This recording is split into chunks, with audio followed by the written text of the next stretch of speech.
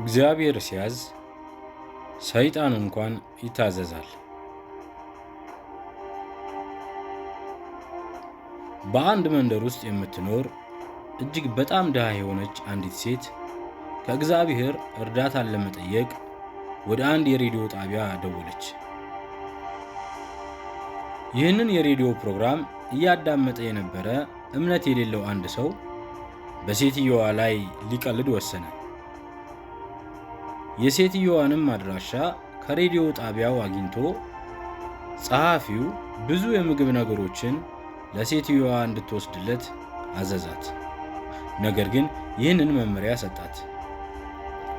ሴትየዋ ምግቡን ማን እንደላከው ስትጠይቅሽ ከሰይጣን እንደሆነ ንገሪያት።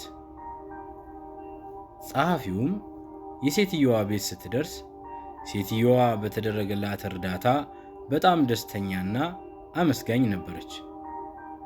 የምግብ እሽጎቹን ወደ ትንሿ ቤቷ ማስገባት ጀመረች።